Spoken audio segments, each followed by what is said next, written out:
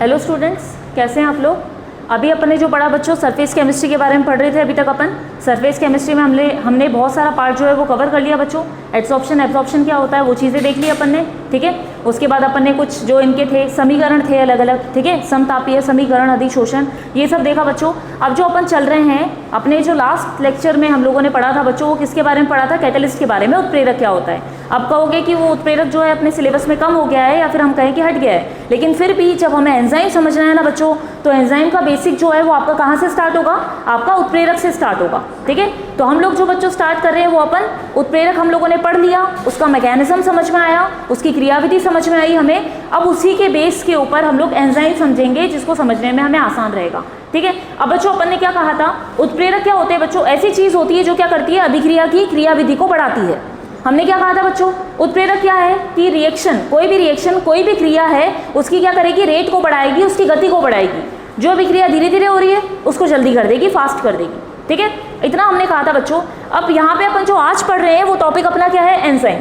Enzyme क्या बताता है बच्चों अपन को इसके बारे में कि एंजाइम एक तरह से अगर अपन कहें तो उत्प्रेरक ही है। एंजाइम को अगर आप कहते हो ना बच्चों तो एंजाइम एक तरह का उत्प्रेरक ही है, लेकिन ये कहाँ काम में आता है, ये जैव रासायनिक अभिक्रियाओं में काम में आता है। क्या बच्चों समझ में आया, जैव रासायनिक अभिक्रियाएं क्या होती है, जैव रासायनिक अभिक्रियाएं। अब देखो अपन ने क्या बोला, एंजाइम क्या है बच्चों, एक तरह का उत्प्रेरक है ना। वो उत्प्रेरक जो कहाँ काम आ रहा है, जैव रासायनिक अभिक्रियाओं में काम में आ रहा है।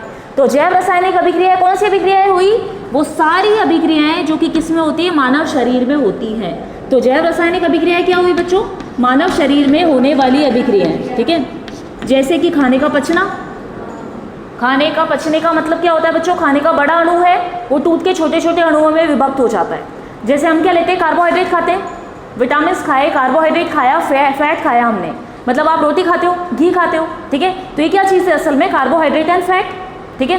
कार्बोहाइड्रेट, वसा, फैट को जब आप खाते हो बच्चों तो वो बड़ा अणु है, वो अपने शरीर में जाके अलग अलग कार्बन देगा, ऑक्सीजन देगा, नाइट्रोजन अणु पर टूट जाएगा। तो ये सब क्या होते हैं, बड़े अणु हैं जिनको अपन क्या कर रहे हैं बच्चों, तोड़ रहे हैं। क्यों तोड़ा जाता है, क्योंकि छोटे छोटे अणुओं में बदलकर वो ऊर्जा का निर्माण करता है, और वही ऊर्जा क्या होती है, हमारे शरीर को मिलती है, जिससे हम लोग क्या करते हैं, काम कर पाते हैं। अपन को पता है ना, अपने को कोई भी काम करने के लिए एनर्जी या ऊर्जा चाहिए। ऊर्जा आपको किससे मिलेगी, खाने से मिलेगी।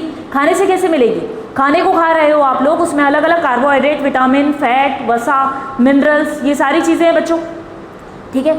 अब ये सारी चीज़ें जब आपके शरीर में जाती हैं तो क्या होता है, अलग अलग क्रियाएं होती हैं, जिसको अपन क्या कहते हैं, सिंपल भाषा में कहते हैं कि खाना पच रहा है। खाना पचने का मतलब क्या हुआ कि बड़ा अणु जो है वो छोटे में टूट रहा है, और छोटे में टूटकर एक एक जो उसका पार्टिकल अपन कहेंगे, एक एक उसका अवयव जो है वो हमारी कोशिकाओं तक पहुंचता है, जहाँ पे उसको ऊर्जा मिलती है। ये सब अपन बेसिक प्रोसेस 10th में पढ़ के आ चुके हैं, ठीक है। तो यहाँ पे अपन क्या कह रहे हैं बच्चों, एंजाइम क्या कर रहा है, जैव रासायनिक अभिक्रियाओं में उत्प्रेरक का काम करता है, ठीक है। ये बात समझ में आ गई। अब जैव रासायनिक अभिक्रिया मतलब मानव शरीर में होने वाली सारी अभिक्रियाएं, जितनी भी अभिक्रियाएं होंगी ना बच्चों, तो मैं एक बार लिख देती हूँ यहाँ पे, मानव शरीर में होने वाली सभी अभिक्रियाओं को अपन लोग जैव रासायनिक अभिक्रियाएं कहते हैं, ठीक है। सभी क्रियाएं, श्वसन ले सकते हो, खाने का पचना ले सकते हो, ये सारी चीज़ें इसके अंदर आएंगी, ठीक है।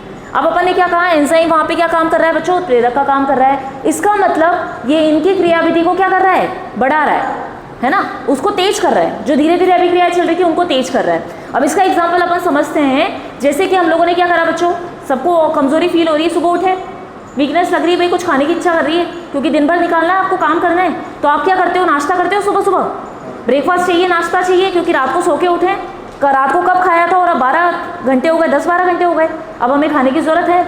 तो हमें, हमारी बॉडी को क्या है बच्चों, एनर्जी चाहिए, तो हमें खाना चाहिए। अब ब्रेकफास्ट खाते ही तुरंत आधे घंटे के अंदर अंदर आप एक्टिव हो जाते हो, आपको एनर्जी मिल जाती है, भाई नाश्ता कर लिया, आधे घंटे में तैयार हो गए, फटाफट तैयार होकर एनर्जी मिल गई, तो आप अपना काम कर पा रहे हो, बाहर निकल रहे हो, स्कूल जा रहे हो, पढ़ाई कर रहे हो, सबके लिए एनर्जी चाहिए। बात समझ में आई बच्चों। अब यहाँ पे अपन क्या कह रहे हैं, अब ये जो चीज़ है आपको आधे घंटे में हो गई, मतलब आपने खाना खाया, आपको एनर्जी मिली, मतलब क्या हुआ, आपके खाने को एनर्जी में बदलने के लिए, ऊर्जा में बदलने के लिए आधा घंटा ही लगा। कैसे भाई, तो एंजाइम की वजह से। एंजाइम क्या है बच्चों, एक तरह से उत्प्रेरक का काम कर रहा है, जो क्या करता है, बड़े अणु को छोटे में तोड़ देता है, और ये काम फटाफट होता है क्योंकि एंजाइम उत्प्रेरक है, जो कि क्रिया की गति को बढ़ा रहा है। ये बात समझ में आ गई। अब ये अगर आपको पता हो बच्चों, फैक्ट है ये चीज़ कि अगर आपके शरीर में एंजाइम नहीं हो तो आपने जो सुबह का नाश्ता किया है ना, वो 50 साल तक आपके पेट में ऐसे ही पड़ा रहेगा। बात समझ में आई?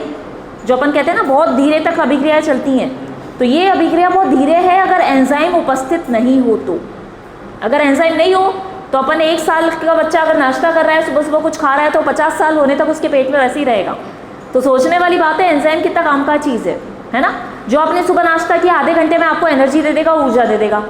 बात समझ में आ गई? तो एंजाइम क्या कर रहा है बच्चों? जैव रासायनिक अभिक्रियाओं में क्या करता है? मानव शरीर में होने वाली सभी अभिक्रियाएं जो जैव रासायनिक कहलाती हैं उसमें उत्प्रेरक का काम करता है। ठीक है, अब अपन इससे रिलेटेड जो है बच्चों, इससे जुड़ी हुई कुछ परिभाषाएं वो मैं यहाँ पे लिख रही हूँ, वो मेरे साथ साथ आप लोग नोट करते चलो। ठीक है,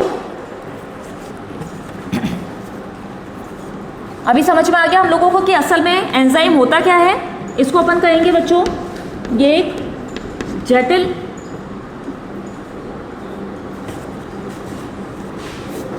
नाइट्रोजन के कार्बनिक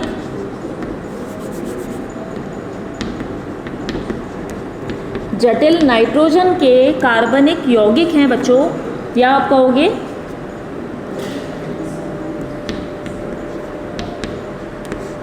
नाइट्रोजन के जटिल कार्बनिक यौगिक या जटिल नाइट्रोजन के कार्बनिक यौगिक, है ना। नाइट्रोजन के कंपाउंड होते हैं बच्चों, नाइट्रोजन के यौगिक होते हैं जो क्या होते हैं? कॉम्प्लेक्स होते हैं, मतलब इनका संरचना जो होगी वो बहुत बड़ी होगी। ठीक है, तो असल में एंजाइम क्या हुआ? जटिल नाइट्रोजन के कार्बनिक यौगिक हो गए बच्चों, जो किससे मिलते हैं आपको? सजीव, पादप और जंतुओं से।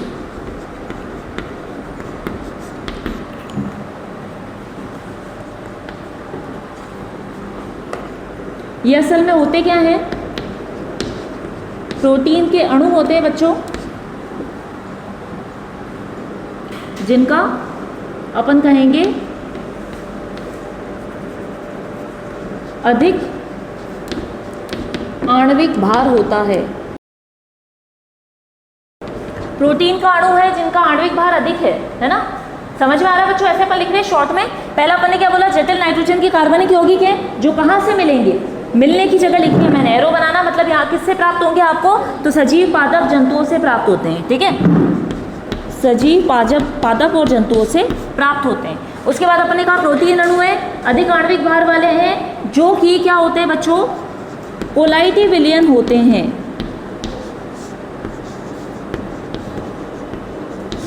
कोलाइडी विलयन होते हैं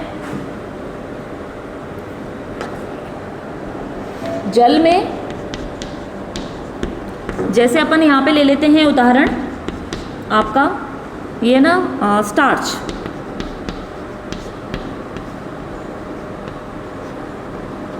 अब बच्चों ये चीज़ ध्यान से सुनना, मैंने यहाँ पे क्या लिखा है?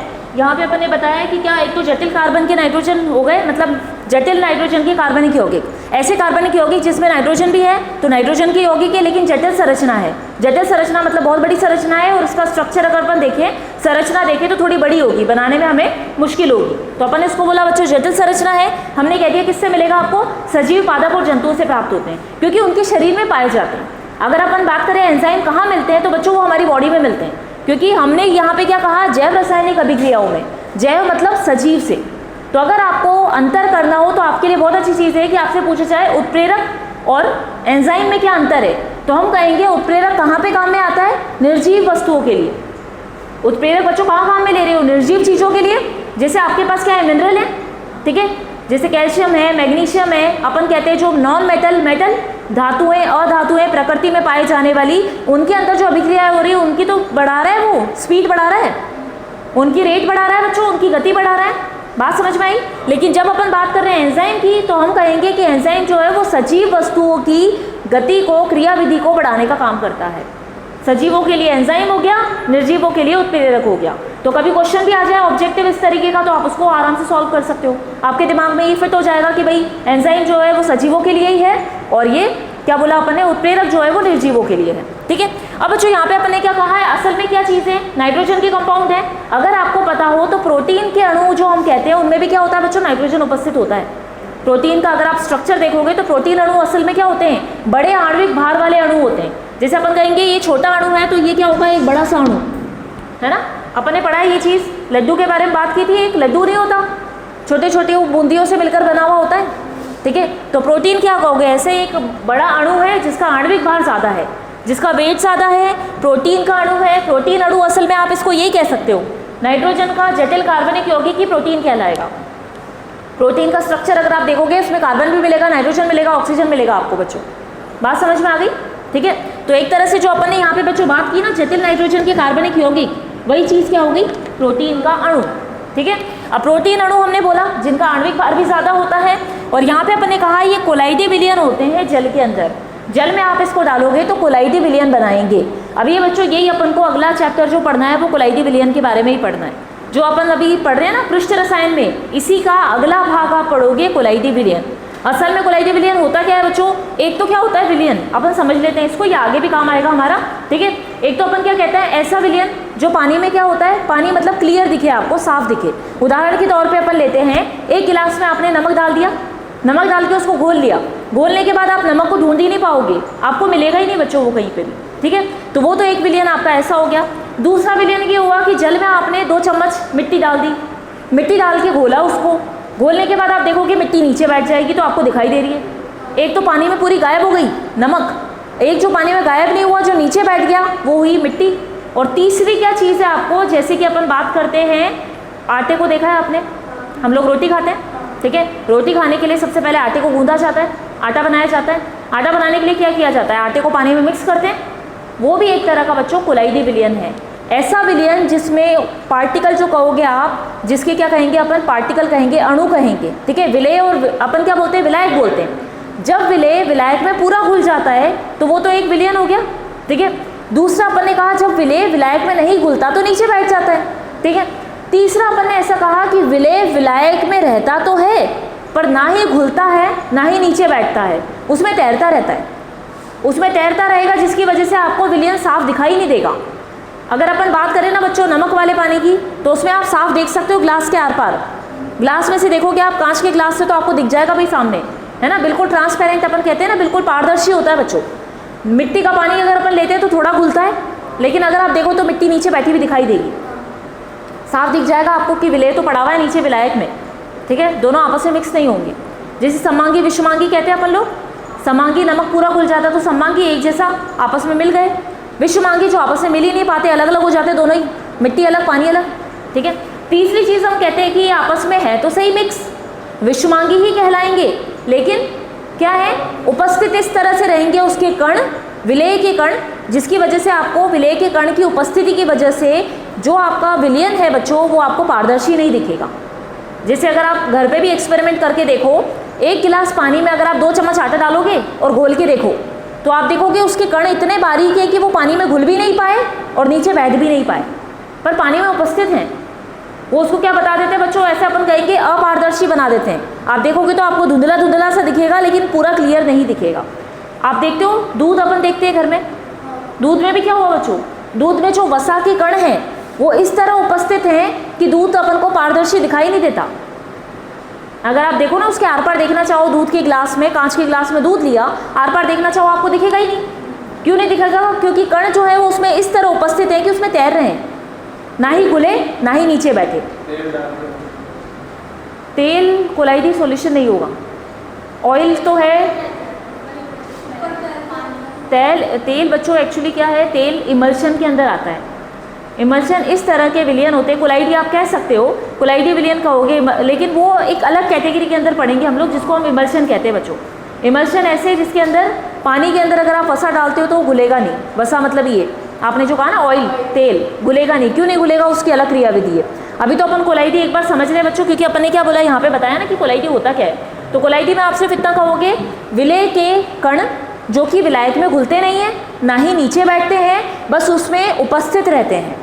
उसकी उपस्थिति की वजह से ही, ठीक है, उसकी उपस्थिति की वजह से ही आपको विलयन कभी भी साफ, बिल्कुल क्लियर या साफ या पारदर्शी नहीं दिखाई देता। जैसे हम एग्जांपल दूध ले सकते हैं, जैसे अपन ने सबसे अच्छा एग्जांपल क्या बोला, आटे का।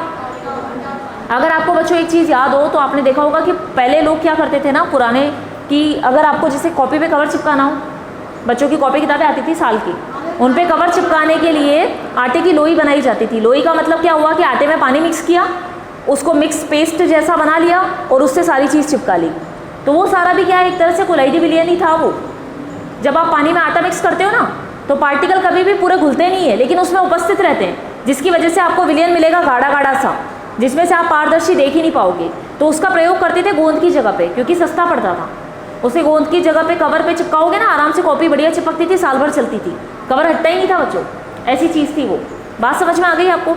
तो कोलाइडी विलयन मतलब पार्टिकल, या अपन कहेंगे विलेय के कण, जो विलायक में घुलते नहीं हैं, विलायक में उपस्थित हैं पर ना ही घुलेंगे ना ही नीचे बैठेंगे, तो उस विलयन को हम लोग कोलाइडी विलयन कहते हैं। तो ये जो आपको बच्चों मिलेगा ना, वो कोलाइडी विलयन मिलेगा प्रोटीन अणु का, मतलब एंजाइम्स का। एंजाइम आपको कोलाइडी विलयन जैसे मिलेंगे। आपने कभी स्टार्च देखा है? मांड बोलते हैं, स्टार्च बोलते हैं, ठीक है? या स्टार्च कभी लैब में भी देखा हो, नहीं देखा हो तो कभी देखना बच्चों, लैब के अंदर रखा हुआ होता है, आपकी केमिस्ट्री लैब में स्टार्च मिलेगा रखा हुआ। वो ऐसा होगा, ऐसे गंदा सा धुंधला सा पानी जैसा दिखेगा, और आप उसको देखोगे ना तो उसके अंदर ऐसा लगेगा आपको रुई जैसा, कुछ ऐसे बारीक बारीक से रेशे से उसमें पड़े हुए हैं। वो असल में स्टार्च होता है, जो कि क्या होता है, पूरी तरह से कोलाइडी विलयन ही होता है। कोलाइडी विलयन जिसमें उसके कण जो है वो पूरे घुलते नहीं हैं, ना पूरे घुल के एक समान हो जाते हैं, ना ही नीचे बैठते हैं। और सबसे अच्छा एग्जाम्पल अगर अपन और कोलाइडी विलयन का ले तो गोंद तो देखा ही आपने, गोंद देखा है ना बच्चों सभी ने। गोंद भी क्या होता है असल में, पानी में ही तो घुला हुआ रहता है। गोंद क्या होता है, ठोस होता है। ठोस को पानी में घोलोगे तो पानी में घुलने के बाद वो कोलाइडी विलयन बना लेगा, चिकना चिकना सा, चिपका चिपका सा दिखेगा, ना तो वो पानी में कण उसके घुलेंगे ना ही नीचे बैठेंगे। तो गोंद भी आपने देखा है सभी ने घर में, वो भी कोलाइडी विलयन का ही एग्जाम्पल है। तो जैसा कोलाइडी विलयन या गोंद जैसा स्ट्रक्चर आपको दिखाई देती है, संरचना दिखती है, एंजाइम ठीक इसी प्रकार की संरचना आपको मिलेगी। इतना समझ में आ गया बच्चों? अब आगे इसकी परिभाषा और नोट कर लो।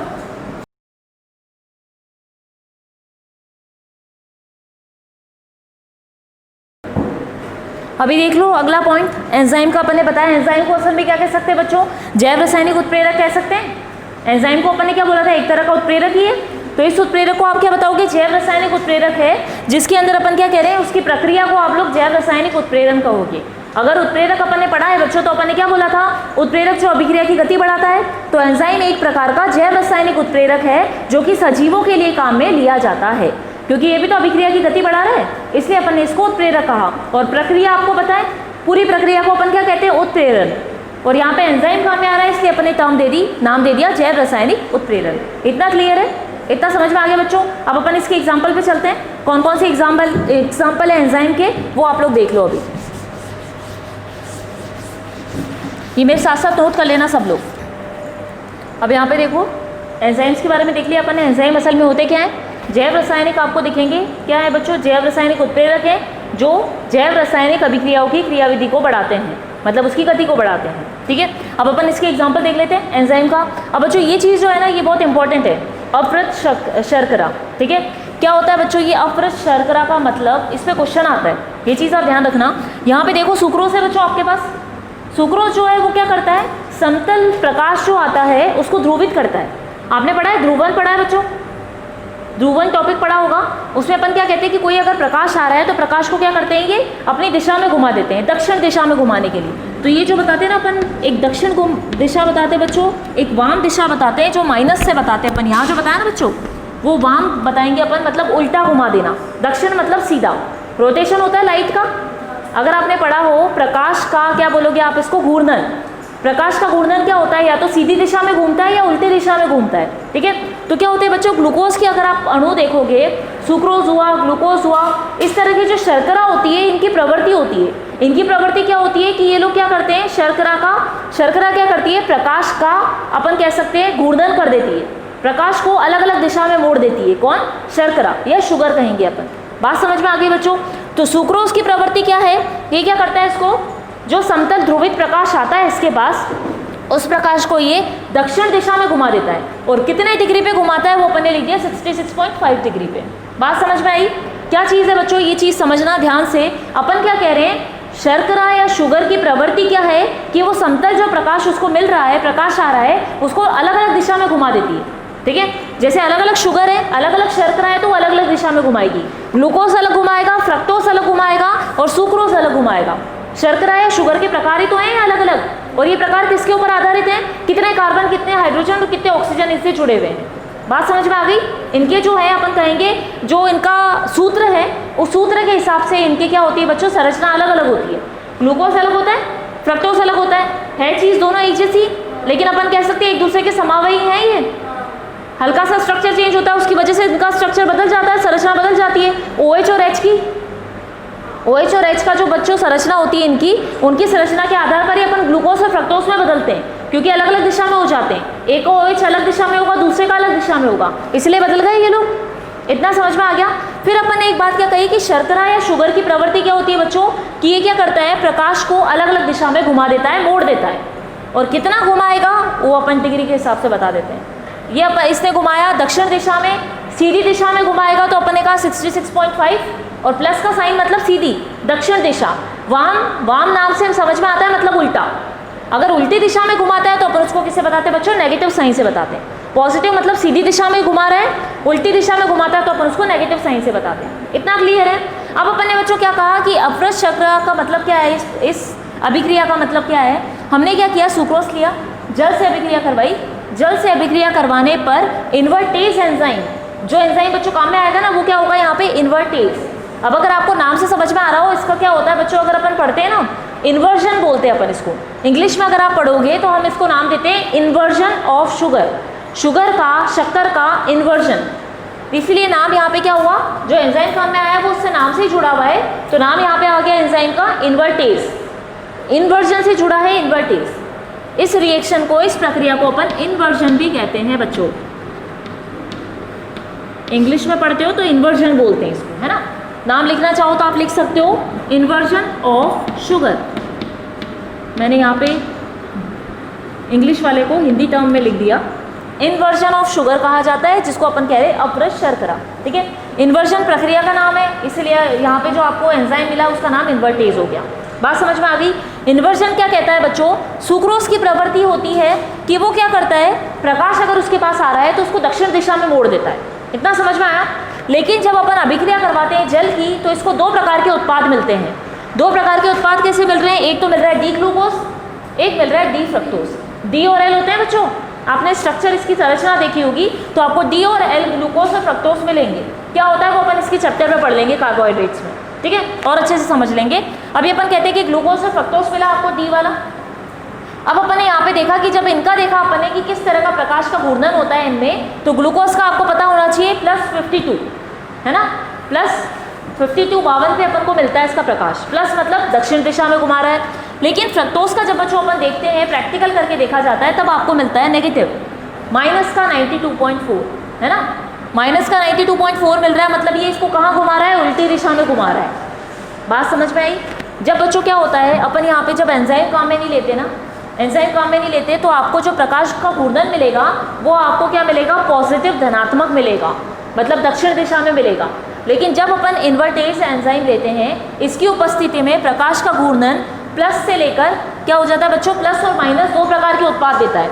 और अगर आप दोनों का वैल्यू निकालो, क्या करेंगे अपन, प्लस माइनस है, इनका अगर अपन टोटल निकालें, जोड़ के निकालें बच्चों, तो क्या निकल के आएगा, माइनस हो जाएगा इसमें से, बचा आपके पास 40.4, ये आ गया। तो अगर अपन इनका जोड़कर भी निकाल लेते हैं तो अपने पास जो निकल के आता है बच्चों परिणाम, वो नेगेटिव में आता है। तो अगर अपन कहें कि भाई क्रियाकारक का तो क्या था, पॉजिटिव, धनात्मक था घूर्णन, और अगर अपन देखते हैं उत्पाद का वो क्या है, ऋणात्मक घूर्णन आ रहा है। बात समझ में आई। तो ये क्या होता है, इसी प्रक्रिया को अपन अपवृत्त शर्करा कहते हैं। इन्वर्जन का मतलब होता है उल्टा कर देना। जो शर्करा आपके पास क्या कर रही थी, प्रकाश को सीधी दिशा में घुमा रही थी, तो उसके उत्पाद क्या कर रहे हैं, प्रकाश को उल्टी दिशा में घुमा रहे हैं। तो क्या हो रहा है बच्चों, सीधी दिशा में घुमाना चाहिए ना उत्पाद भी, तो क्रियाकारक से ही तो उत्पाद बना है, तो इनका घूर्णन भी क्या होना चाहिए, सीधी दिशा में ही जाना चाहिए। लेकिन ये प्रक्रिया क्या हो जाती है, उल्टी हो जाती है। ये एग्जाम में आएगा, ये इंपॉर्टेंट पार्ट है, इसलिए मैं आपको अच्छे से समझा रही हूँ बच्चों, ध्यान से सुनना। अपवृत्त शर्करा या इन्वर्टेज का मतलब होता है किसी चीज़ को विपरीत करना या किसी चीज़ को घुमा देना। अगर आप सिंपल भाषा में इसको लिखो तो आप कह सकते हो अपवृत्त शर्करा मतलब शर्करा क्या कर रही है, प्रकाश का घूर्णन उल्टा कर रही है।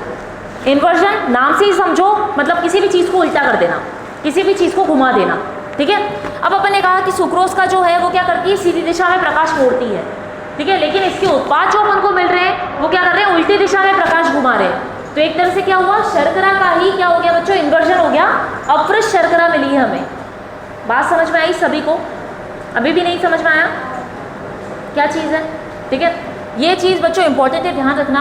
अवृत शर्करा अपन ने बोला क्या मतलब होता है, सुक्रोज, सुक्रोज की अभिक्रिया जल से करवाई, किसकी उपस्थिति में करवाई आपने, इन्वर्टेज एंजाइम की उपस्थिति में। कोई ना कोई एंजाइम तो चाहिए, ये प्रक्रिया धीरे धीरे चलती, अपन ने इसको जल्दी बढ़ाने के चक्कर में इन्वर्टेज एंजाइम डाला, इन्वर्टेज एंजाइम की उपस्थिति में ग्लूकोज और फ्रक्टोज मिल गए, एंजाइम की उपस्थिति में अभिक्रिया हुई बच्चों, अभिक्रिया होने के बाद आपको उत्पाद मिले, उत्पाद मिलने के बाद हमने ये चीज़ इसमें नोट करी कि क्या हो रहा है, ये प्रकाश को सीधी दिशा में घुमाने वाला था क्रियाकारक, लेकिन उत्पाद आपको मिला प्रकाश को उल्टी दिशा में घुमाने वाला। तो अपन कहेंगे कि जो अभिक्रिया ये पूरी हुई है, ये असल में क्या किया इसने, शर्करा को ही विपरीत दिशा में कर दिया। जो उत्पाद आपको मिला बच्चों वो क्या हुआ, इन्वर्जन हो गया उसका, मतलब उल्टा आपको चीज़ मिल रही है। अगर अपन कहें कि ये आप सिर्फ इतना समझो बच्चों ध्यान से कि अगर आपको क्रियाकारक का जो था रिजल्ट, परिणाम जो था वो सीधी दिशा में था, यह हम कहते हैं कि अगर आपके पास धनात्मक था, आपका क्रियाकारक धनात्मक था, तो उत्पाद भी आपको धनात्मक मिलना चाहिए था। सीधी बात है, क्रियाकारक का जो प्रकाश का घूर्णन धनात्मक था, तो उत्पाद का भी घूर्णन धनात्मक होना चाहिए था, क्योंकि क्रियाकारक से ही तो उत्पाद बना है। लेकिन ये प्रक्रिया ऐसी प्रक्रिया है जिसमें उल्टा हो जाता है सब चीज़। मेरी बात समझ में आई सभी को? ये अभिक्रिया बाकी अभिक्रियाओं से अलग है बच्चों। इसके अंदर क्या हो रहा है कि इसके अंदर आपको उत्पाद मिलेगा वो उल्टा मिलेगा, पॉजिटिव का वैल्यू पॉजिटिव ना मिलकर पॉजिटिव का वैल्यू नेगेटिव मिल रहा है हमको। बात समझ में आई? क्योंकि दो अलग अलग उत्पाद मिल रहे हैं और दोनों का अगर अपन देखें तो एक का पॉजिटिव एक का नेगेटिव, और अगर अपन इसका परिणाम ही निकालते हैं बच्चों, परिणाम निकालते हैं तो परिणाम ही हमारे पास जो आता है वो नेगेटिव या अपन कहेंगे नकारात्मक अपने पास मान आ रहा है। तो हमें यही अभिक्रिया ध्यान से याद रखनी है कि अवृत शर्करा का मतलब यही है कि शर्करा को उल्टा कर देना। मेरी बात समझ में आई?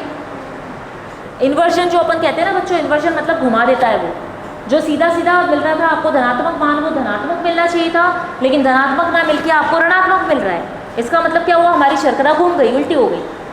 और यही चीज़ मानो अगर आपके पास दो उत्पाद है बच्चों, ग्लूकोज का ग्लूकोज मिल रहा है, ठीक है, अगर अपन कहें सुक्रोज से जल से अभिक्रिया करी तो आपको ग्लूकोज के 2 अणु मिलते, ग्लूकोज के 2 अणु अगर आपको मिलते तो आपका उत्पाद भी क्या होता, धनात्मक ही होता। तब यहाँ पे इन्वर्जन नहीं होता बच्चों। मेरी बात समझ में आई? इन्वर्जन या अपव्रत अपन कह रहे हैं, ठीक है, हिंदी में अपव्रत कहते हैं या इन्वर्जन कहते हैं। ग्लूकोज की जल से अभिक्रिया हुई, अगर आपको 2 ही ग्लूकोज के अणु मिल जाते, 2 ग्लूकोज के मिल सकते हैं ना, क्यों नहीं मिल सकते? यहाँ पे इनकी पोजीशन का ही तो अंतर है, OH की स्थिति का ही तो अंतर है ग्लूकोज और फ्रक्टोज में। बात समझ में आई मेरी? थोड़ी सी संरचना में परिवर्तन है, बाकी सब दोनों एक जैसे ही हैं। अगर चाहते अपन दोनों की अभिक्रिया होती तो 2 ग्लूकोज के अणु मिलते तो दोनों मान जो होते हैं आपके धनात्मक आ जाते बच्चों। मेरी बात समझ में आई? लेकिन जब आपका मान परिवर्तित हो जाए, जब आपका उत्पाद का मान परिवर्तित हो जाए बच्चों, तो उसको अपन इन्वर्जन कहते हैं। सीधी बात, क्रियाकारक से उत्पाद का मान अगर परिवर्तित होता है तो आप उसको इन्वर्जन कहोगे। ये सिर्फ आपको इन्वर्जन अवृत शर्करा ही देखने को मिलेगा, मतलब शुगर में ये चीज़ आपको देखने मिलेगी और किसी में आपको ये चीज़ नहीं मिलेगी। अगर आपको याद हो तो हम हमेशा कहते हैं कि क्रियाकारक से ही उत्पाद बनता है, तो क्रियाकारक का जो मान होगा वही उत्पाद का मान होगा। ये बात समझ में आई? लेकिन ये अभिक्रिया इसको मान नहीं रही है, ये अभिक्रिया उल्टी चल रही है। जो मान इसका धनात्मक था हमें धनात्मक ही मिलता, लेकिन ऋणात्मक मिला। मेरी बात समझ में आ गई? इस चीज़ को, इस प्रक्रिया को आप इन्वर्जन कहोगे, इस प्रक्रिया को ही आप अपव्रत शर्करा कहोगे। तो बच्चों इसमें क्वेश्चन आता है, अपव्रत शर्करा असल में होती क्या है, कैसे मिली? तो आप बता सकते हो ना इसको। सुक्रोज जो था वो दक्षिण दिशा में घुमा रहा था लाइट को, लेकिन जब अपन ने देखा इसके उत्पाद हमें मिले तो वो क्या कर रहे हैं बच्चों, उसको वाम दिशा में उल्टी दिशा में घुमा रहे लाइट को, ठीक है। इसी को अपन कहेंगे शर्करा का अपवर्जन या शर्करा का इन्वर्जन, है ना। शर्करा का इन्वर्जन, शर्करा का उल्टा हो जाना। मेरी बात समझ में आई? पोजीशन बदल गई, स्थिति बदल गई। पॉइंट क्लियर है? डाउट लग रहा है? हाँ हाँ, उत्पाद हाँ पॉजिटिव मिलना चाहिए, हाँ, लेकिन नहीं मिला ना, 2 मिले हमें अलग अलग, पॉजिटिव भी मिला नेगेटिव भी मिला। लेकिन जब हमने दोनों का मान निकाल के देखा, क्योंकि नेगेटिव मान तो ज़्यादा था ना बच्चों, तो पॉजिटिव मान कम था, ठीक है। तो ये मान इनके फिक्स होते हैं। ये क्या होता है बच्चों, एक प्रैक्टिकल भी होता है। अगर आप बीएससी करते हो ना आगे चल के, तो आपकी केमिस्ट्री में, फिजिक्स में, दोनों में ये प्रैक्टिकल आता है आपका, जहाँ पे क्या किया जाता है, लाइट के अंदर एक इंस्ट्रूमेंट होता है पोलेरीमेट्री करके, उसके अंदर क्या किया जाता है, फ्रक्टोज के सॉल्यूशन को, विलियन को बना के देखा जाता है। वो मशीन नोट कर लेती है कि कितना प्रकाश को घुमाएगा, और ये जो मान निकल के आता है ना, ये प्रैक्टिकल करवाते हैं हम लोग बच्चों को। तो ये मान निकल के आता है जो ये है ना, इसी से थोड़ा सा आगे पीछे आता है बस। मैंने आपको समझाया था ना, सैद्धांतिक मान प्रायोगिक मान अलग अलग होते हैं, ठीक है। अब ये सैद्धांतिक मान लिखा हुआ है, इसका फिक्स है इतना ही होगा, पर इसका प्रायोगिक मान अगर आप देखोगे तो प्रायोगिक मान निकल के आता है 91.8 आसपास। पॉइंट में थोड़ा सा अंतर आएगा, 92 आ जाएगा, 91 आ जाएगा, इतना आसपास आ जाता है। तो ये मान निकल के आता है इसका मतलब। प्रकाश को अगर आप डाल के देखोगे ना, क्या कर रहे हो आप, एक सीधी रेखा डाल रहे हो, फ्रक्टोज का विलयन है आपके पास, आपने सीधी रेखा प्रकाश की डाली। अब अपन ये चीज़ें ना अपनी आंखों से नहीं देख सकते, इसके लिए हमें कुछ ना कुछ स्पेशल उपकरण चाहिए होते हैं। जैसे अपन माइक्रोस्कोप से देखते हैं ना छोटी चीज़ों को बड़ा करके, तो लाइट भी जाने वाली आपको दिखनी तो चाहिए, लाइट जा रही है, अपन आंखों से देख ही नहीं सकते लाइट यहाँ से वहाँ जा रही है, नहीं देख सकते अपन, अभी नेकेड आई से नहीं देख सकते। लेकिन अगर आपके पास कोई उपकरण होगा तो उससे आपको दिखाई देगा उसके अंदर, वो उपकरण वही चीज़ होती है। पोलेरीमेट्री ऐसा उपकरण होता है बच्चों जो लाइट को दिखाता है कि भाई लाइट यहाँ से यहाँ जा रही है, और उसके जाने की वजह से क्या हो रहा है, जो शर्करा जो कर रही है ना, प्रकाश की दिशा को घुमा देती है उल्टा। मेरी बात समझ में, प्रकाश की दिशा सीधी जानी चाहिए ना, तो प्रकाश की दिशा उल्टी घूम जाती है। उल्टी घूमने का मतलब समझे, दक्षिण दिशा, अपन क्या कह रहे हैं, प्रकाश आ रहा है बच्चों, प्रकाश आ रहा है, ठीक है, प्रकाश आके या तो वापस विपरीत दिशा में जाएगा तो उल्टा हो गया, और अगर प्रकाश आके सीधी दिशा में निकल रहा है तो कितना एंगल से निकल रहा है, वो एंगल अपन यहाँ पे बताते हैं, ये एंगल है देखो, 66 वाला देखो बता दिए, इतनी डिग्री घुमा रहा है, प्रकाश का घूमना अपन डिग्री से बता दें, प्रकाश घूम रहा है तो इतनी दिशा से घूम रहा है, सीधी दिशा में जा रहा है। अगर सीधा सीधा प्रकाश आ रहा है तो या तो वापस विपरीत दिशा में जाएगा उल्टा, नहीं तो अगर सीधा जा भी रहा है यहाँ से आने के बाद तो कितना घूम रहा है, यहाँ घूम रहा है, यहाँ घूम रहा है, सीधा जा रहा है, 180 पे जा रहा है, 66 यहाँ जा रहा है, मतलब सीधा जा रहा है ना बच्चों। मेरी बात समझ में आई सभी को, अभी भी कोई डाउट है? आपको सिर्फ इतना समझना है, अपभ्रंश शर्करा का मतलब ये हुआ, शर्करा को उल्टा घूम जाना। उल्टा घूमने का मतलब क्या कह रहे हैं अपन, उल्टा हो जाना, विपरीत हो जाना। शर्करा विपरीत हो गई हमारी, विपरीत कैसे हो गई, जो आपने क्रियाकारक लिया था उत्पाद आपको अलग मिल रहा है। कैसे अलग मिल रहा है, अपने देख लिए इनके मान, एक पॉजिटिव धनात्मक मान दे रहा है लेकिन उत्पाद आपको ऋणात्मक मिल रहा है। क्यों मिल रहा है, क्योंकि संरचना परिवर्तित, मतलब वो क्या कर रहा है, लाइट को ही उल्टी दिशा में घुमा रहा है। ये सीधी में घुमा रहा था, वो उल्टी दिशा में घुमा रहा है। क्यों घुमा रहा है, क्योंकि जो संरचना आपको मिली वो उल्टी है ना। ग्लूकोज और फ्रक्टोज में दोनों का मान जोड़ के देखोगे तो फ्रक्टोज का मान ही प्रभावी रहेगा, ऋणात्मक मान ही प्रभावी रहेगा। इसका मतलब यहाँ पे क्या कहेंगे अपन कि अपन को उत्पाद तो दो प्रकार के मिल रहे हैं, लेकिन किसका प्रभाव ज़्यादा है, फ्रक्टोज का प्रभाव ज़्यादा है। संरचना ही तो विभिन्न हो गई, जो आपको उत्पाद मिले उनकी संरचनाएं अलग अलग हो गई। समवाय अपन कहते हैं, समवायता में अपन क्या कहते हैं, एक तो अलग अलग कंडीशन पे रहते हैं ना, या तो अपन बताते हैं ये आमने सामने होंगे या पास पास होंगे, या तो ये पास पास या एक दूसरे के विपरीत दिशा में।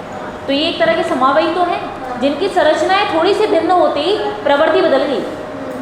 एक अगर आपने पढ़ा हो तो अपन कहते हैं एक तो प्लेन में होता है, एक प्लेन के बाहर चला जाता है।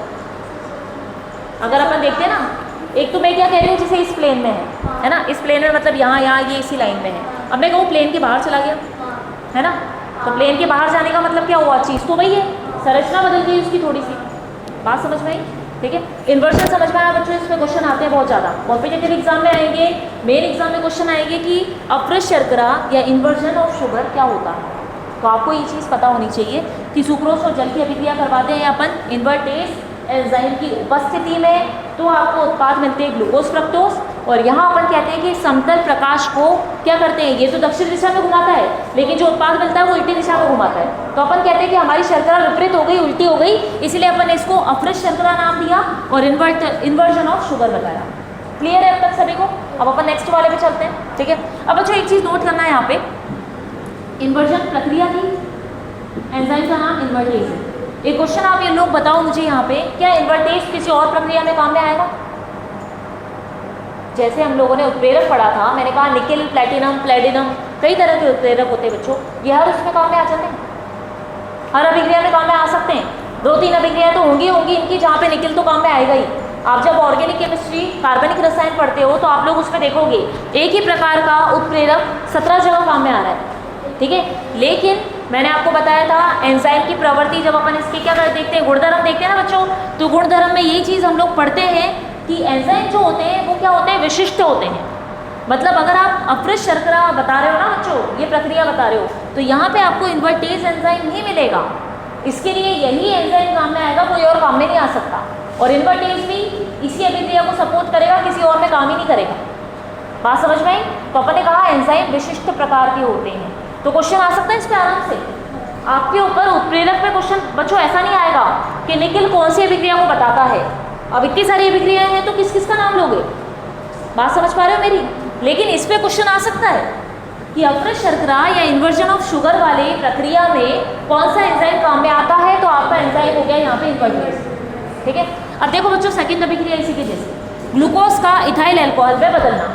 ग्लूकोज का इथाइल अल्कोहल में परिवर्तन भी लिख सकते हैं अपन, है ना, परिवर्तन या बदलना। क्या कर रहे हो? ग्लूकोज की अभिक्रिया करवा रहे हो जाइमेस एंजाइम की उपस्थिति में। ये क्या बना रहा है बच्चों? अल्कोहल बना रहा है, कार्बन डाइऑक्साइड गैस बना रहा है। ठीक है, ग्लूकोज को तोड़ दिया ना, तोड़ा गया। एंजाइम जो है ग्लूकोज को क्या कर रहे हैं? तोड़ रहे हैं। मैंने बताया बच्चों एंजाइम का काम क्या है? बड़े अणु को छोटे में तोड़ देना। बात समझ पाए? एंजाइम एक प्रकार के उत्प्रेरक है जो अभिक्रिया की गति को बढ़ाते हैं। जो अभिक्रिया अगर आप छोड़ दो ग्लूकोज को ऐसे ही हवा में, बनेगा ही नहीं, वो होगा ही। ठीक है, जैसे अपन कह रहे थे खाना पचेगा ही नहीं, हमारा खाना पचेगा ही नहीं अगर अपन 50 साल तक छोड़ दे तो पेट में ऐसा का ऐसे ही रहेगा। तो बच्चों एक चीज़ और कह सकते हैं अपन लोग, उत्प्रेरक हमने कहा था कोई अभिक्रिया को स्टार्ट नहीं करता, लेकिन एंजाइम की वजह से अभिक्रिया बढ़ती है, चलती है एंजाइम की वजह से, उत्प्रेरक की वजह से नहीं चलती। एक प्रकार का उत्प्रेरक हमने ये कहा कि एंजाइम उसकी क्रियाविधि बढ़ा रहा है मतलब इतनी इंस्टेंट कर देता है, फटाफट की रिएक्शन तुरंत हो जाती है। जबकि अपन ने अगर बात करें उत्प्रेरक को, हमने कहा था कि वो सालों साल होने वाली अभिक्रियाओं में काम में नहीं आता, जबकि एंजाइम सालों साल होने वाली अभिक्रियाओं को भी क्या करता है? मिनटों में कर देता है। तो अगर अपन कहें कि ज़्यादा प्रभावी कौन, तो एंजाइम ज़्यादा प्रभावी। और एंजाइम सजीवों में काम में आता है, उत्प्रेरक निर्जीव वस्तुओं में काम में आता है, जो कुछ घंटों की कुछ दिनों की प्रक्रिया को कुछ मिनटों में कर देता है, समय को इतना परिवर्तित करता है। लेकिन ये तो है कि ज़्यादा प्रभावी अगर अपन देखें तो 50 साल वाले काम को क्या कर रहा है? आधे घंटे में कर रहा है ये। बात समझ में आई? तो यहाँ पे भी अपन ने कहा ग्लूकोज एंजाइम की उपस्थिति में, इसकी उपस्थिति में इसका विघटन होगा, टूटेगा, परिवर्तित होगा, परिवर्तित होकर आपको अल्कोहल और CO2 दे देगा। तो अगर आपके पास पूछा जाए ग्लूकोज का इथाइल अल्कोहल में परिवर्तन किस एंजाइम की उपस्थिति में होता है, तो नाम बताओगे आप बच्चों? Zymase enzyme. तो ये भी फिक्स है, ग्लूकोज को इथाइल अल्कोहल में बदलेगा तो सिर्फ जाइमेस बदलेगा और कोई एंजाइम काम में नहीं लिया जाएगा। ठीक है, कोई और एंजाइम काम करेगा ही नहीं, और जाइमेस सिर्फ इसी काम के लिए फिक्स है, उसको कोई और काम नहीं दिया। जैसे अपन कहते हैं ना, अगर आपको पढ़ा रहे बच्चों टीचर्स अलग अलग, केमिस्ट्री वाली मैम फिक्स है तो फिक्स है, फिजिक्स वाले सर फिक्स है तो फिक्स है, मैथ्स वाले सर फिक्स है तो फिक्स है। ऐसा नहीं है मैथ्स वाले सर केमिस्ट्री में पढ़ा लें, बायो में पढ़ा लें और फिजिक्स में पढ़ा लें और सब चीज़ें पढ़ा लें, ऐसा तो नहीं है। हर टीचर एक के लिए फिक्स होता है बच्चों। मतलब अपन ने कहा कि ये पर्टिकुलर वो विशिष्ट हो गए कि ये टीचर यही सब्जेक्ट पढ़ाएंगे, है ना, एक ही टीचर सारे सब्जेक्ट तो नहीं पढ़ा पा रहे, तो मतलब ये विशिष्ट हैं। बात समझ में आ गई? ठीक है, केमिस्ट्री पढ़ाने वाले भी वही हो गए, तो अपन ने कह दिया भाई जाइमेस जो है अपने एंजाइम भी क्या हुए? विशिष्ट हो गए, जो कि इसी अभिक्रिया को दर्शाएंगे, दूसरी अभिक्रिया को नहीं दर्शाएंगे। बात समझ में आ गई? क्वेश्चन बच्चों इन्हीं के ऊपर आता है, छोटे छोटे क्वेश्चन बन जाते हैं इनमें कि अपवर्जन आपने पढ़ा था, भाई उसके एंजाइम का नाम बताओ कौन सा है, या आपने पढ़ा ग्लूकोज का परिवर्तन, तो आप उसका नाम बताओ कौन सा है, तो जाइमेस हो गया। थर्ड वाला बच्चों यहाँ पे देखो, यूरिया का अमोनिया तथा कार्बन डाइऑक्साइड में विघटन। यूरिया अपन ने देखा NH2 NH2, यूरिया है आपका, यूरिया जल की उपस्थिति में और यूरियस एंजाइम की उपस्थिति में आपको क्या देता है? अमोनिया और कार्बन डाइऑक्साइड में टूट जाता है। अमोनिया में टूट गया, कार्बन डाइऑक्साइड गैस में टूट गया। ठीक है, और यहाँ पे जो एंजाइम काम में आया बच्चों, यूरियस एंजाइम काम में आया। तो ये चीज़ हो गई यूरिया से रिलेटेड नाम है यूरियस। अधिकतर एंजाइम जो बच्चों मिलेंगे ना, जिस भी प्रक्रिया से जुड़े हुए मिलेंगे, वो सारे आपको ऐसे ही मिलेंगे, जहाँ पे एंजाइम जो होगा वो उसके प्रोसेस से नाम से मिलता जुलता ही होगा, या क्रियाकारक से मिलता जुलता होगा। क्रियाकारक आपका यहाँ पे यूरिया है, तो एंजाइम हो गया यूरियस। याद रखने में भी आसानी है, और पीछे एस आ जाता है एंजाइम के पीछे, जैसे अपन ने देखा ना, इन्वर्टेस, जाइमेस और ये यूरियस, एस हो जाएगा पीछे, है ना, एंजाइम के नाम के पीछे एस आ जाएगा, तो आप समझ जाओगे ये एंजाइम काम में आता है। ठीक है, अपन लेकिन ये वाला जो है वो दूध से दही बन रहा है, ये तो सबसे सिंपल प्रोसेस है। दूध है, दूध से दही बनाना है, तो दही बनाने के लिए जो आप एंजाइम यहाँ पे काम में ले रहे हो, लैक्टोबैसिलस, लैक्टोबैसिली भी कहते हैं इसको, कई जगह पे लैक्टोबैसिली भी कहते हैं, कई जगह पे लैक्टोबैसिलस कहते हैं। अपन कहते हैं ना लैक्टोबैसिलस, ये भी एक प्रकार का एंजाइम ही है जो दूध से दही बना रहा है। ठीक है, इसको एंजाइम भी कहोगे। अपन कहते हैं ना बैक्टीरिया काम करते हैं, तो बैक्टीरिया होते हैं उनके अंदर एंजाइम भी वर्क करता है, बैक्टीरिया के अंदर ही तो एंजाइम पाया जाएगा, सजीव है ना। अपन ने क्या कहा था बच्चों कि सजीवों के अंदर ही तो पाए जाते हैं, जंतुओं में या प्राणियों में, या फिर अपन ने कहा कि विभिन्न प्रकार के पादपों में या जंतुओं में, प्राणियों में आपको मिलेंगे, तो बैक्टीरिया भी सजीव वस्तु ही है। जिसके अंदर कौन सा एंजाइम दूध को दही में बदल रहा है, वो लैक्टोबैसिलस हो गया। बात समझ में आ गई? इतना क्लियर है क्या क्या चीज़ें हैं। अब अपन इसके गुणधर्म पे आ जाते हैं, एंजाइम के असल में गुणधर्म क्या क्या होते हैं। कुछ गुणधर्म है बच्चों, उसके बाद अपन इसकी क्रियाविधि पे बात करेंगे। इतना क्लियर है सभी को? ठीक है।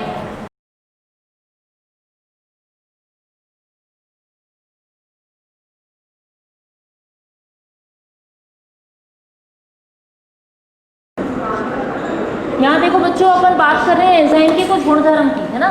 4 पॉइंट बता दिया आपके। पहला पॉइंट है बच्चों इसके अंदर दक्षता। एंजाइम के गुणधर्म की बात कर रहे हैं, जिसमें अपन ने पहला वाली बात करी बच्चों दक्षता या एफिशिएंसी बोलते हैं अपन इसको। दक्षता का मतलब क्या हुआ कि अपन कहेंगे कि एंजाइम इतना प्रभावी है कि वो किसी अभिक्रिया की गति को 10 की घात 8 से 10 की घात 20 तक बढ़ा देता है बच्चों। ये बात समझना। मतलब अगर अपन कहें ना कि कोई अभिक्रिया की गति कितनी बढ़ गई, तो अपन कहेंगे इतने से इतने गुना तक अभिक्रिया की गति को ये बढ़ा सकता है। इसका मतलब आप कहोगे कि एंजाइम की उपस्थिति में जो अभिक्रिया होगी बच्चों, प्रकाश की गति से भी ज़्यादा गति से हो जाएगी। प्रकाश की तीव्रता पता है अपन को, ठीक है। जितनी प्रकाश की तीव्रता होती है ना, जितना प्रकाश तेजी से आता है, उतनी तेजी से एंजाइम भी की क्रियाविधि भी जो होती है वो उतनी प्रकार से या उससे ज़्यादा गति से फटाफट हो जाती है। खाना खाते ही एनर्जी मिलती है फटाफट, ज़्यादा से ज़्यादा आधा घंटा, इससे ज़्यादा नहीं लगता हमको। फटाफट खाना खाया हमने, हमको एनर्जी महसूस हुई और हम लोग काम पे निकल जाते हैं। तो अपन यही कहते हैं कि एंजाइम में अगर अपन इसकी बात करें एफिशिएंसी या दक्षता की, कि भाई इसका वर्किंग कैसी है। अपन कहते हैं ना कि कोई इंसान काम करता है तो काम कैसे करता है, एक तो करता होगा वो जल्दी जल्दी, एक करता होगा बहुत धीरे धीरे। आलसी आदमी जो बैठा रहता है बस धीरे धीरे काम कर रहा है, भी कर रहा है। एक होता है जो फटाफट फुर्ती से अपना काम करके निकल जाता है। तो क्या वो कहलाती है, वो उसकी एफिशिएंसी, उसकी दक्षता कहलाती है। बात समझ में आई? एक अपन कहते हैं क्लास में एक्टिव बच्चा फटाफट काम कर लेता है सारे, और एक बच्चा शांति से बैठा हुआ है, आलसी बैठा है, जो उसको टीचर बुलाए भी तो भी काम नहीं करता, खुद के काम पूरे नहीं करता, वो टीचर्स के क्या करेगा।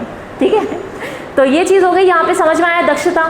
तो अपन ने कहा बच्चों एफिशिएंसी, एंजाइम किस प्रकार काम करता है, तो एंजाइम इतना जल्दी काम करता है कि अपनी क्रियाविधि को फटाफट खत्म कर लेता है।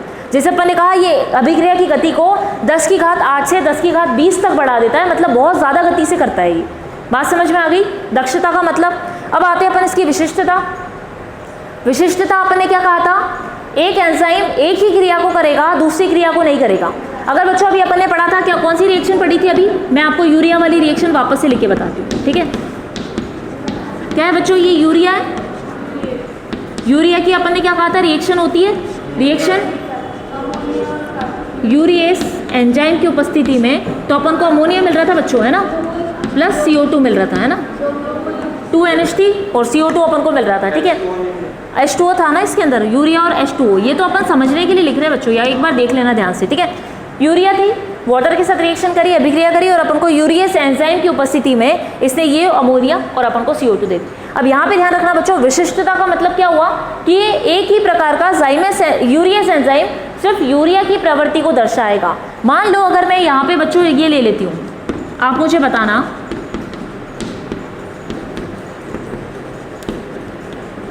अब मुझे बताइए, ये है बच्चों एन मिथाइल यूरिया। ठीक है,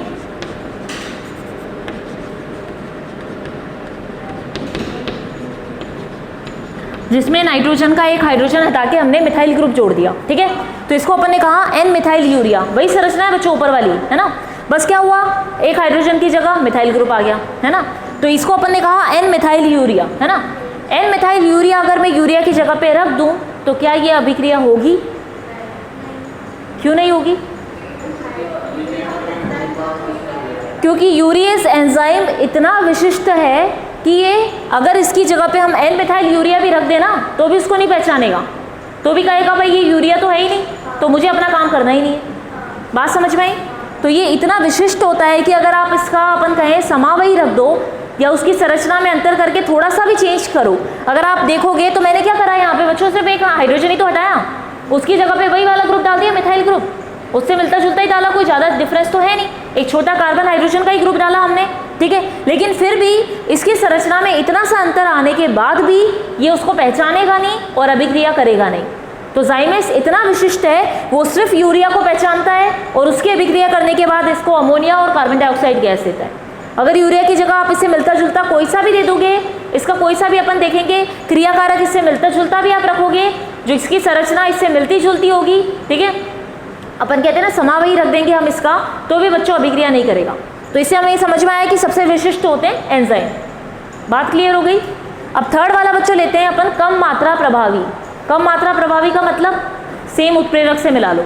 हमने क्या कहा था, उत्प्रेरक में अपन ने कहा था प्लेटिनम की अगर हम थोड़ी सी भी मात्रा लेते हैं तो भी अभिक्रिया उतनी गति से भागेगी। सेम एंजाइम के साथ भी यही है, एंजाइम की अगर थोड़ी सी मात्रा भी आप काम में लोगे तो भी अभिक्रिया की गति को फटाफट बढ़ा देगा। बात समझ में आ गई। अभिक्रिया बढ़ेगी, फटाफट बढ़ेगी, भले एंजाइम आपके पास ज़्यादा क्वांटिटी हो चाहे कम क्वांटिटी हो, थोड़ी से थोड़ी मात्रा भी एंजाइम की प्रभावी रहेगी और ये अभिक्रिया की गति को फटाफट बढ़ा देगा, खत्म कर देगा। इतना क्लियर है। अब उसके बाद आते बच्चों अनुकूल तापमान और पीएच। अभिक्रिया एंजाइम जब करता है तो उसके लिए अनुकूल तापमान और पीएच की स्थिति होनी चाहिए। अब कितना होना चाहिए वो नोट कर लो आप मेरे साथ। जब अपन बात करते हैं ना यहाँ पे अनुकूल तापमान और पीएच की, तो अपन कहते हैं एंजाइम को क्या होता है, अपन कहते हैं कि एंजाइम जो बच्चों कहाँ पे उपस्थित होता है, सजीवों के शरीर में। ह्यूमन बॉडी ले लें हम लोग, मानव शरीर ले लें या दूसरे शरीर लें, जंतु हुए, पादप हुए, ये सभी सजीवों के शरीर में होने वाली अभिक्रियाओं में एंजाइम काम में आता है। तो एंजाइम इनके शरीर में ही पाया जाता है। तो एंजाइम को इनके शरीर में क्या करेंगे अपन, जीवित रहने के लिए या काम करने के लिए अच्छे से अनुकूल तापमान और पीएच की आवश्यकता होती है। और वो अनुकूल तापमान और पीएच होता है बच्चों 37 डिग्री सेल्सियस। 37 डिग्री सेल्सियस जो होता है ये इसका अनुकूल तापमान है। इतने तापमान पर ही एंजाइम की क्रियाविधि बहुत अच्छे तरीके से होती है। और यही तापमान किसका होता है, मानव शरीर का। मानव शरीर का अगर अपन कहते हैं सामान्य तापमान 37 ही होता है। इसी तापमान पर सारे एंजाइम क्रिया करते हैं। और अपन को पता है जैसे अपने शरीर का तापमान बढ़ता है, हम कहते हैं बुखार आ गया तो अपनी सारी शरीर की गतिविधियाँ बदल जाती हैं। हम ढंग से खाना नहीं पचा पाते, बुखार में कुछ अच्छा ही नहीं लगता, कुछ खा ही नहीं पाते, कुछ भाता भी नहीं है और कुछ पचता भी नहीं है, तो हमको हल्का खाना खाना पड़ता है जिसको पचाने में शरीर को ज़्यादा मेहनत नहीं करनी पड़े। क्यों? क्योंकि जैसे तापमान बढ़ेगा या घटेगा तो उसके हिसाब से ये एंजाइम की क्रियाविधि प्रभावित हो जाएगी। बात समझ में आ गई। उसके बाद अपन यहाँ पे बच्चों पीएच की बात करते हैं। तो पीएच यहाँ पे क्या होता है, हल्का सा क्षारीय होता है। 7.4 कह सकते हो। 7 तो क्या हुआ, न्यूट्रल हुआ, उदासीन। पीएच 7 मतलब उदासीन। उदासीन के ऊपर बढ़ते ही वो आपका क्षारीय प्रकृति चालू हो जाएगी। तो आप कह सकते हो ये हल्का सा क्षारीय प्रवृत्ति बताता है। और ये इतने पीएच पे वर्क करता है। और इतना पीएच हमारे क्या होता है, मानव रक्त का बच्चों, ये जो पीएच पाया जाता है ना मानव रक्त का पाया जाता है, जिसके अंदर अब आपको पता है एंजाइम जाएगा कहाँ। अगर आप कहते हो खाना पचता है बच्चों शरीर में, तो खाना पचता कैसे है, जब भी आप खाना खा लेते हो ना, खाना खाने के बाद जितना भी शरीर के अंदर आपका जो ब्लड होता है ना बच्चों, वो ब्लड कुछ समय के लिए रक्त जो होता है सारा वो पेट में इकट्ठा हो जाता है। एक चीज़ बताती हूँ क्या होता है इसका मैकेनिज्म समझ लो, जनरल नॉलेज एक्स्ट्रा बढ़ जाएगी ये, ठीक है। अपन क्या कहते हैं बच्चों की खाना पचाने के लिए अपन कहते हैं ना, आपने देखा होगा कि खाना खाने के बाद आपको नींद आने लगती है। खाना खाते ही नींद आती है। जब आप अच्छा हैवी खाना खा लोगे, हल्का फुल्का नाश्ता किया तो नींद नहीं आएगी आपको, ठीक है, एनर्जी मिल गई। लेकिन दिन का जब अपन खाना खाते हैं बच्चों तो हम हैवी खाना खाते हैं। हैवी खाना खाते ही हमको नींद आने लगती है। क्यों आती है नींद? नींद इसलिए आती है बच्चों क्योंकि शरीर का जितना भी अपना रक्त होता है ना, खून होता है, वो उसका अधिकांश हिस्सा आपके शरीर में पेट में इकट्ठा हो जाता है। क्यों इकट्ठा होता है? क्योंकि आपको अगर पता हो तो शरीर में एक जगह से दूसरी जगह कुछ भी ले जाना हो तो उसका काम कौन करता है? रक्त करता है। जैसे अपन कहते हैं ना कि हमें कहीं जाना हो इधर से उधर तो हम स्कूटी, एक्टिवा, कुछ भी गाड़ी ले लेंगे, वो हमको ले जाएगी यहाँ से वहाँ। लेकिन जब अपन बात करते हैं कि हमारे शरीर में इन चीज़ों का परिवहन करना हो, एक जगह से दूसरी जगह मिनरल ले जाने हो, ऑक्सीजन ले जाना हो, सबका काम करता है रक्त। जब मानव के मस्तिष्क पे भी ऑक्सीजन ले जाने का काम रक्त का होता है क्योंकि हर नली में प्रवाहित होता रहता है वो। तो जो शुद्ध ऑक्सीजन आती है फेफड़ों से, इनसे, उन सभी को ले जाने का काम कौन करता है बच्चों? रक्त करता है। जब आपको पता है खाना पचाना है तो खाना पचाने के बाद क्या होगा? खाना पचने पर एंजाइम की क्रियाविधि होगी तो अलग अलग क्या होंगे? बड़े बड़े कण छोटे कण में टूटेंगे। और छोटे कण में टूटने के बाद हर कोशिका पे, शरीर की हर कोशिका तक वो कण जो कि क्या है, ऊर्जा का रूप है, उनको पहुंचाने का काम भी बच्चों रक्त करता है। तो रक्त क्यों इकट्ठा होता है कि भाई अगर तुम्हारा काम हो गया तो मैं तुम्हारे से अलग अलग वो पार्टिकल ले लेता हूँ, इकट्ठा करता हूँ और उसको शरीर की हर कोशिका तक पहुँचा देता हूँ, ठीक है। जैसे अपन घर पे खाना ऑर्डर करते हैं, डिलीवरी बॉय तो चाहिए। जब आप किसी रेस्टोरेंट से खाना ऑर्डर करोगे बच्चों तो डिलीवरी बॉय चाहिए ताकि वहाँ से खाना उठा के आपके घरों तक पहुँचा सकें, एनर्जी देने का काम करे। ठीक वैसे ही रक्त भी क्या करेगा? जो क्या करेगा, जो भी यहाँ पे आपने अवयव बनाए हैं, पार्टिकल जो एनर्जी के हैं, वो ऊर्जा के कणों को हर कोशिका तक पहुँचाने का काम करेगा, ठीक है। तो क्या कर रहा है, जब रक्त वहाँ चला गया तो ऑक्सीजन देने वाला भी तो वहाँ चला गया। जो आपको ऑक्सीजन पहुंचा रहा था आपके दिमाग में वो वहाँ चला गया, और जब दिमाग से ऑक्सीजन की कमी होती है ना बच्चों तो नींद आने लगती है। आपने देखा है कई बार हमारे शरीर में उबासी क्यों आती है? उबासी आती है ना, अपन मुंह खोल के लेते हैं, उबासी आने लगती है, ऐसा लग रहा है नींद आ रही है, उबासी आ रही है। इसका मतलब क्या होता है बच्चों कि आपके शरीर में, आपके मस्तिष्क में, दिमाग में ऑक्सीजन की कमी हो गई, तो हम बड़ा मुंह खोलते हैं उसमें, है ना। उबासी लेने के लिए क्या करते हैं अपन? बड़ा मुंह खोलते हैं। इसका मतलब क्या हुआ कि हम ज़्यादा मुंह खोलकर ऑक्सीजन को अंदर ले रहे हैं ताकि वो दिमाग तक पहुँचे और वापस से हम लोग फ्रेश हो जाएं। उबासी लेते ही थोड़ा सा ठीक लगने लगता है। क्यों आती है उबासी? क्योंकि आपके दिमाग में ऑक्सीजन की कमी हो रही है। ये इसका वो होता है बच्चों, रीज़न है, इसका कारण है। पूछा जाए क्यों आती है? क्योंकि दिमाग में अपन कहते हैं ऑक्सीजन की कमी हो रही है तो अपना मुंह ज़्यादा खुलता है ताकि ऑक्सीजन को ग्रहण कर सके और उसको दिमाग तक पहुँचाए। बात समझ में आई? तो खाना खाते ही नींद क्यों आ रही है? क्योंकि रक्त जिसके पास ऑक्सीजन थी वो तो पेट में चला गया वहाँ काम करने के लिए, तो भाई दिमाग तो खाली हो गया। खाली मतलब पूरा खाली नहीं, कमी हो गई रक्त की, इस वजह से आपको नींद आने लग गई। बात समझ में आई? तो खाना पचाने का काम पेट के अंदर हो रहा है, खून उसको ले जाने का काम कर रहा है। तो खून मतलब क्या कर रहा है बच्चों? एंजाइम की क्रियाविधि को भी एक तरह से प्रभावित कर रहा है। तो रक्त का पीएच अगर एंजाइम के पीएच से मिलता जुलता होगा तब इन दोनों की क्रियाविधि सेटिंग जो है वो मैच हो जाएगी। इन दोनों की आपस में बन गई तो फिर अपने को एनर्जी मिल जाएगी, नहीं बनी तो फिर एनर्जी नहीं मिलेगी, फिर बीमार पड़े रहो। समझ में आई बात? ये चीज़ क्लियर है ना? तापमान इतना चाहिए और पीएच अगर इतना होता है जितना मानव रक्त का, मानव शरीर का होता है, उसी के अनुरूप एंजाइम काम करता है। तो यही इसका अनुकूल तापमान और इसका पीएच हो गया। इतना समझ में आ गया? एंजाइम असल में है क्या? एंजाइम का पीएच और इसके गुणधर्म देख लिए। अब आखिरी पार्ट जो अपन को एंजाइम का देखना है बच्चों, वो देखना है एंजाइम की क्रियाविधि, जनरल मैकेनिज्म, या अपन कहेंगे साधारण क्रियाविधि एंजाइम की होती क्या है। ठीक है, अब एंजाइम कैसे काम करता है, और अपन बार बार कह रहे हैं विशिष्ट होता है, तो क्यों होता है वो आपको उसकी क्रियाविधि से समझ में आ जाएगा। ठीक है, आगे बढ़ते हैं अपन। ये रब कर दो इसको।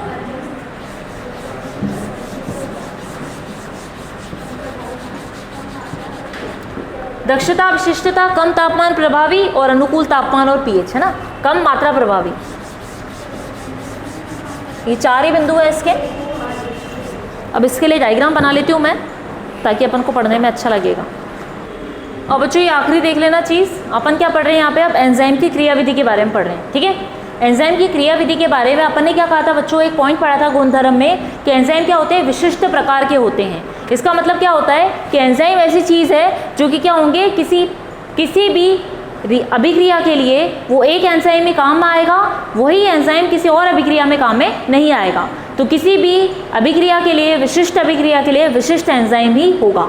कैसे होगा वो अपन समझ लेते हैं बच्चों। यहाँ पे देखना, एंजाइम की क्रियाविधि के लिए अपन ने बता दिया एंजाइम को जिस प्रकार का एंजाइम है, एंजाइम के पास क्रियाकारक का अणु है। जैसे ही एंजाइम क्रियाकारक के अणु के पास आता है तो क्या करेगा? उसको अपने अंदर लेकर एक संकुल बना लेगा बच्चों। अपन ने क्या चीज़ पढ़ी थी? कैटेलिस्ट, उत्प्रेरक का काम क्या होता है? क्रियाकारक के अणु को लेता है, अपने ऊपर चिपकाता है, फिर क्रियाकारक क्या करता है? अभिक्रिया करता है और उत्पाद बनाता है और एंजाइम को उत्प्रेरक को अलग कर देता है। एंजाइम भी एक प्रकार का उत्प्रेरक ही है, तो क्रियाविधि उससे मिलती जुलती होगी। जैसे अपन ने देखा एंजाइम ने क्रियाकारक को अपने अंदर लिया, ठीक है, दोनों जुड़ गए, संकुल बन गया। ठीक है, इंटरमीडिएट बोलते हैं अपन, संकुल बोलते हैं, वो बन गया बच्चों। उसके बाद अपन ने देखा कि एंजाइम अलग हो गया और आपको अपना उत्पाद अलग से मिल गया। ये देखो आप, उत्पाद मिल गया। ये क्रियाकारक आपस में जुड़े हुए थे, बंध बनाया और अपन बोल देंगे उत्पाद बन गया। ये देख के समझ में आ रहा है? ऐसे ही वो बाकी संरचनाएं अपन अलग से पढ़ते हैं, ये हमने सिंपल एक सीधे साधे डायग्राम के थ्रू समझ लिया। अब बच्चों यहाँ पे ध्यान रखना कि अपन ने यहाँ पे क्या बोला, ये नीचे देखना, एंजाइम की सतह पर सक्रिय केंद्र उपस्थित होते हैं। एंजाइम जो होता है बच्चों, ये एंजाइम है, एंजाइम की सतह है, ये जो सतह दिख रही है आपको, जो मैंने अलग अलग आकार की बनाई है, ये हर के लिए अलग अलग आकार की होती हैं, हर एक का आकार अलग अलग होगा। ठीक है, जैसे यहाँ पे अपन ने बता दिया, ये अपन मान लेते हैं जैसे यूरिएस एंजाइम की ये संरचना है, तो जाइमेज वाले की हो सकता है कुछ ऐसी हो, ठीक है, जिसमें एक ही स्ट्रक्चर ऐसा हो। ठीक है, मान रहे हैं अपन, फिक्स नहीं है कुछ भी बच्चों, क्योंकि अपन ने क्या बोला, जाइमेज जो होते हैं किसी भी अभिक्रिया के लिए विशिष्ट होते हैं, वो दूसरी अभिक्रिया में काम में नहीं आते। क्यों नहीं आते वो समझने के लिए हमने एक डायग्राम बता दिया कि मान लो एंजाइम जो है इसका क्या है, इसकी सतह पर कुछ क्या होते हैं, कुछ समूह उपस्थित होते हैं जिनको हम सक्रिय समूह कहते हैं। और वो सक्रिय समूह कहाँ पे होंगे? ऐसी गुहाओं में, जो अपन कह रहे हैं ना, कैविटी मतलब गुफा बनी हुई होती है, गुहा बनी होती है, मतलब आप कहोगे कुछ गड्ढा जैसा स्ट्रक्चर है ना, गड्ढे जैसी संरचना। इसको समझने के लिए आप ताले और चाबी को ले लो, अपने ताले और चाबी की क्रियाविधि देखिए। हर ताले के लिए पर्टिकुलर अलग चाबी होती है। अपन ये नहीं कह सकते कि एक ही प्रकार की चाबी आपने ली और हर ताला उससे खुल गया। आपने अगर देखा होगा बच्चों तो चाबी की सतह पर कुछ इस तरह की संरचनाएं बनी हुई होती है। या तो एक चाबी इस प्रकार की हो सकती है, ठीक है, अपन ये देख लो ये चाबी ऐसी हो गई। दूसरी चाबी अपन देख लेते तो उसके अंदर क्या होंगे, ठीक है, ये ऐसा हो गया, ये ऐसा हो गया, संरचना अलग होगी। तीसरी चाबी ऐसी हो सकती है जिसके अंदर सिर्फ ये दो चीज़ें हों। तो अपन क्या कहते हैं बच्चों, चाबी अपन ने सबने घर में देखी है, ताला और चाबी। तो अपन ऐसा तो है नहीं कि घर का कोई भी एक ताला सारी चाबियों से बंद हो जाए या खुल जाए, ऐसा नहीं होता। हर ताले की अपनी अलग से चाबी बनी हुई आती है। क्यों आती है, तो आप देखो ताले की संरचना अगर अंदर से ऐसी होगी ना, तो ताले की देखो ऐसे गड्ढे बने हुए होंगे उसके ऊपर, जहाँ पे ये चीज़ जाके फिट बैठ जाएगी, फंस जाएगा उसके अंदर और फिर वो खुलेगा या बंद होगा। समझ में आया। तो जैसे ताले और चाबी की क्रियाविधि होती है, एंजाइम की क्रियाविधि बच्चों उसी प्रकार की होती है, ठीक है। तो यहाँ पे अपन ने क्या कहा, जैसे एंजाइम की सतह पर कुछ सक्रिय केंद्र उपस्थित होते हैं। सक्रिय केंद्र जो होते हैं ना बच्चों, क्या होते हैं, ये सक्रिय समूह या सक्रिय केंद्र अपन बोलेंगे, वो असल में ये ग्रुप होते हैं जो कि एंजाइम की सतह पर उपस्थित होते हैं, ठीक है। अपन यहाँ पे बोल दिया NH2 ग्रुप होगा, COH एसिड ग्रुप होगा, SHOH, ये ग्रुप उपस्थित होते हैं। छोटे छोटे ग्रुप होते हैं जिनको अपन क्या कहते हैं, सक्रिय समूह। ये सक्रिय समूह क्या काम करेंगे, ये क्रिया कारक को अपने अंदर जोड़ने का काम करेंगे। बात समझ में आई। अपन ने पहले क्या कहा, एंजाइम की सतह पर आपको गड्ढे मिलेंगे, उन गड्ढों को अपन ने कहा गुहाओं जैसी संरचनाएं, और सबकी गुहाएं क्या होगी बच्चों, विशिष्ट होंगी। विशिष्ट का मतलब क्या हुआ कि अगर एक की संरचना गुहाएं ऐसी बनी हुई है तो किसी की ऐसी बनी हुई होगी। और आप अगर इसके स्ट्रक्चर बच्चों देखोगे ना, तो किसी का ऐसा भी हो सकता है, एक गोल हो एक चौकर हो, किसी का हो सकता है षटकोणीय बना हुआ हो भाई, फिर नीचे एक चौकर हो। इनकी गुहाएं अलग अलग संरचना की हो सकती है बच्चों, अलग अलग संरचना मिलेगी आपको, इसलिए मैंने नाम यहाँ पे दिया विशिष्ट गुहाएं, है ना। विशिष्ट मतलब अलग अलग, सबकी गोल संरचना नहीं होगी। तो एंजाइम की अपन ने बोला संरचना क्या होती है, विशिष्ट गुहाएं होती है, जिसमें क्या होती है, विशेष आकार की होती है, और उसमें क्या होते हैं, विशेष सक्रिय समूह होते हैं। हर एक के अंदर अलग अलग समूह होंगे। बात समझ में आई। आकार अलग अलग है तो समूह भी अलग अलग जुड़े हुए हैं, और अलग अलग समूह क्या काम करते हैं, क्रियाकारक के अणुओं को अपने अंदर जोड़ने का काम करते हैं। क्रियाकारक के अणु को अपने अंदर जोड़ देंगे। क्रियाकारक जो आ रहा है, मान लो ये NH, ये दूसरा ग्रुप है, उसके साथ H आके जुड़ सकता है, ऑक्सीजन आके जुड़ सकता है। वो डिपेंड करता है, निर्भर करेगा किस पे, क्रियाकारक पे। अलग अलग एंजाइम अलग अलग क्रिया को क्या कर रहे हैं, बढ़ा रहे हैं, ठीक है। तो एंजाइम की सतह पर अलग अलग ग्रुप हैं, गुहाएं हैं, जिन पे क्या करते हैं बच्चों, क्रियाकारक के अणु आके जुड़ते हैं उन ग्रुप से, उन समूहों से। कौन से समूह, ये सारे केमिकली समूह तो हैं, ये सारे रसायन वाले ही हैं, केमिस्ट्री वाले ही हैं, ठीक है। इन ग्रुप से क्रियाकारक आके जुड़ गए, आके जुड़ के संकुल बनाया, संकुल बनाने के बाद एंजाइम अलग, उत्पाद हमारा अलग हो गया, ठीक है। और क्रियाकारक के अणु जिनका पूरक आकार हो गुहाओं में फिक्स हो जाते हैं, फिट बैठ जाते हैं। मैंने क्या चीज़ लिखी बच्चों लास्ट में, क्रियाकारक के अणु। क्रियाकारक के वो अणु इससे जुड़ेंगे जो कि क्या होंगे, इससे जुड़े हुए होंगे एंजाइम से। अपन ने कहा था ना, जैसे जाइमेस हुआ, इन्वर्टेज, शर्करा के लिए इन्वर्टेज काम में लिया, तो आप कहोगे भाई शर्करा में एंजाइम अगर इन्वर्टेज है तो उसका क्रियाकारक भी उसके जैसे शेप का होगा। उसको अपन कहते हैं पूरक आकार। पूरक मतलब अपन बोलेंगे एक दूसरे से मिलता जुलता। जैसे जिस ताले की जो चाबी होगी तो आप क्या कहोगे, वो चाबी उसकी पूरक चाबी है, जो उसके आकार को पूरा करती है। पूरक नाम से मतलब क्या हुआ, उसके आकार को पूरा करने वाली। बात समझ में आ गई। तो अपन ने लिखा क्रियाकारक के अणु जिनका पूरक आकार हो, मतलब एंजाइम से मिलता जुलता हो, वो इसमें जाके उनकी गुहाओं में जाके फिक्स हो जाते हैं। इसके गड्ढे में जाके ये वाला एंजाइम भी बैठ सकता है, क्रियाकारक बैठ सकता है। इस एंजाइम में ये क्रियाकारक गया, इस पे जाके जुड़ा और उत्पाद बना दिया। बात समझ में आ गई। एंजाइम की क्रियाविधि किस प्रकार होगी बच्चों, ये चीज़ देखना ध्यान से। एंजाइम अपन ने बोला एंजाइम ऐसा अणु है जिसका आकार अलग अलग होता है, जिसके सतह पर गुहाएं उपस्थित होती हैं। हर गुहा का अलग अलग आकार होगा और उन्हीं गुहाओं के अंदर सक्रिय अणु उपस्थित होंगे जो क्रियाकारक को अपने अंदर जोड़ने का काम करेंगे। और जैसी गुहाओं की संरचना वैसी ही क्रियाकारक के अणु की संरचना होगी, दोनों आपस में जुड़ेंगे, हमें उत्पाद दे देंगे। बात समझ में आ गई। पॉइंट क्लियर है सभी को। तो ये अपना एंजाइम खत्म हो गया बच्चों। एंजाइम होता क्या है अपन ने देख लिया, एंजाइम के कुछ एग्जाम्पल देख लिए, उदाहरण देख लिए, उसके गुणधर्म देख लिए, उसके बाद अपन ने इसका क्रियाविधि मैकेनिज्म को समझ लिया। यहाँ तक किसी को कोई डाउट है बच्चों? अब आगे अपन जो पढ़ेंगे वो कोलाइडी विलयन के बारे में पढ़ेंगे। तो यहाँ तक अभी अपना खत्म हो चुका है, ठीक है। Thank you class. अब आगे अपन पढ़ेंगे कोलाइडी विलयन के बारे में।